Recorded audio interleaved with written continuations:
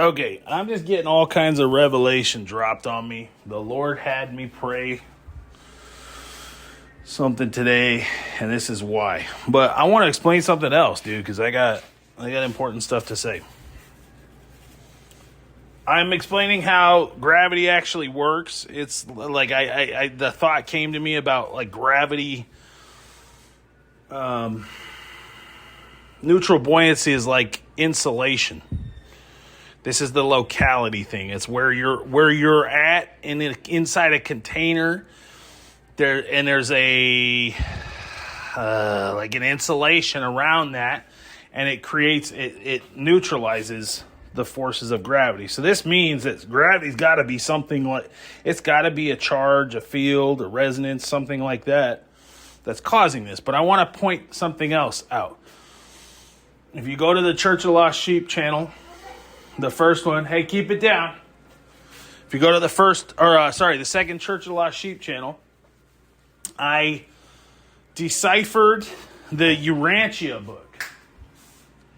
And when I found it, I realized something. Why they've been hiding the Urantia book, why this was hidden, why this, like, what it was, the sorcerers, everything else. Why was this book, it's occult, right? Why is it bad? What's going on with it? And then you go look into the book. And when you get it deciphered, I understood. Everything's really simple, actually. And this is like the root of pharmakia, but everything's way simpler than the scientists shine you on to believe, right? They shine you on to believe that, they overcomplicate everything.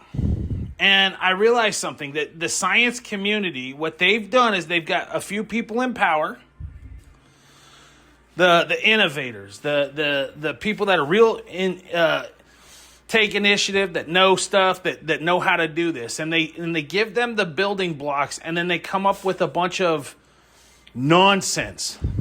And it's nonsense, hypothetical theorems and theoretical science, theoretical physics, all this other stuff. And any of the people who actually get it and call BS on it are immediately isolated, identified, targeted, and if they don't join in their lot against God and do this thing, they get taken out. And I think that guy, the beautiful mind guy, this is what was going on. If you look into that, his wife supported him. She knew that there was more going on because she saw how he was getting messed with. That guy was getting messed with interdimensional beings from the domes and stuff like that. He wasn't a nutter like they made him out to be. He probably got messed with so much that he started questioning his own reality.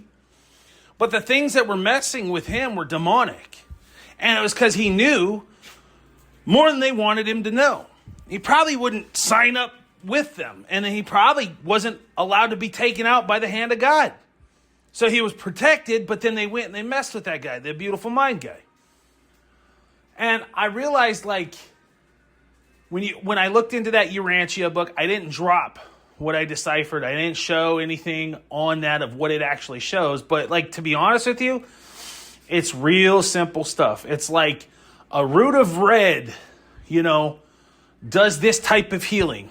If you're weak, do a root of red, and you boil it down, and it gives you the process of how to extract the force that's behind that thing.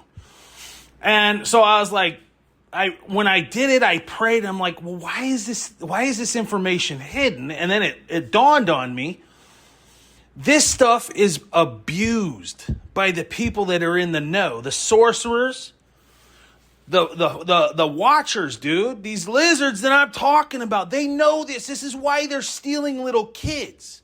Because the same way you can extract something out of a root, if you know the root and you know the process, is the same way you can go eat a human and boil off life force and become 20 years younger. Ellen. Right? This is what they were doing the whole time, dude. This is why this stuff was occult knowledge, is because there's sickos out there, dude. We're in a fallen world, and they're using this to harvest people if they want to. And this oligarchy that's in charge of everything keeps this stuff hidden from the layman. And then they test people and they throw out little things of knowledge out there. They give people the building blocks of what it is that we're talking about, like Action Lab, like that guy. They say, okay, here it is, boom, boom, boom. And then they test people and they see who's smart enough to figure it out, who's smart enough to put the pieces together to understand this technology. And then once they do that, they get marked. And the minute they get marked by the enemy, they either get on the enemy's team, and now they work for them. This is how they get NASA to go in on it. This is how they've lied to the world about a flat earth. This is how they've done everything that they do, is what I'm talking about right here. And it's real easy. You set up institutions in your schools and your universities, and they mark these people from the time they were little. This is why I was marked when I was a little tiny boy in all the Project Potential classes. They tested me. They tested, so-called psychic abilities and all this other stuff. And they've been monitoring these people their entire lives. And these people, this is the call. They know, Satan knows the call, and they isolate and identify. They've been whittling people down, just like I said, Mr. Glass. And there's some people who throw in their lot against God because they're bent out of shape, because their kid was born messed up and they rebelled against God, and their dad was a bad preacher and he didn't love them enough and didn't do that. So that was the face of God to these people. And so they go along with it. And they're the ones that are smart enough, and now they make a grip of money.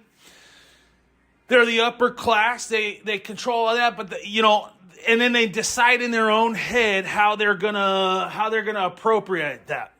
Some people are so proud that they'll do that. They'll be one of these people, and they just won't really get involved in any of that stuff, but they know. And they know if they cross over that boundary, they cross over that threshold and tell people, now they're marked, now they're killed.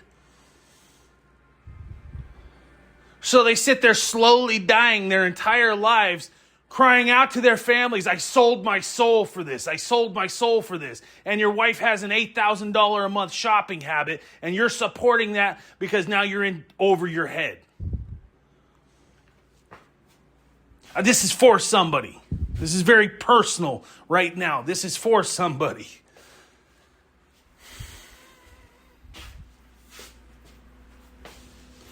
These people suck, dude. Every one of these damn Freemasons needs to burn in the lake of fire. They know this stuff. These guys know this. When you get into the club, they know this stuff, and they mock and they thumb their nose at people. I saw this guy complaining about Mongolian barbecue. He said, Mongolian barbecue is a lie. Mongolian barbecue is a lie. And then you find out what he was actually saying was Mongolian barbecue isn't actually Mongolian barbecue. Mongolian barbecue is delicious, dude. It's like the best. I wish there was a Mongolian barbecue in Mexico. I would go now if I could go to a Mongolian barbecue. I don't care that it was invented by a teppanyaki Japanese chef and he named it Mongolian barbecue. It's still Mongolian barbecue. Just because the name is wrong doesn't mean Mongolian barbecue sucks. Doesn't mean it's a lie. It's just a little bit different way of it's a different name for what we're talking about. And I got these lizards, these morons that are going to burn in the lake of fire doing that to me in the content I drop. Because I don't speak your technical language, but I know what the truth is. And the truth is what gave me this. His name is Jesus Christ. He came in the flesh. He was born of a virgin. He was a man. He died for the sins of the world, and that everybody who would trust in him and believe on him would not have to perish but have eternal life. And they wouldn't lose their soul. And it's better to trust in him no matter what you're facing in your life. If you have a choice inside, even if your body gets taken over, it's the flesh. I don't know, but if there's even just a little bit of hope, it's better to trust in him than burn an eternity in the lake of fire, because that's where every single one of these people is going that don't trust in Jesus Christ who came in the flesh.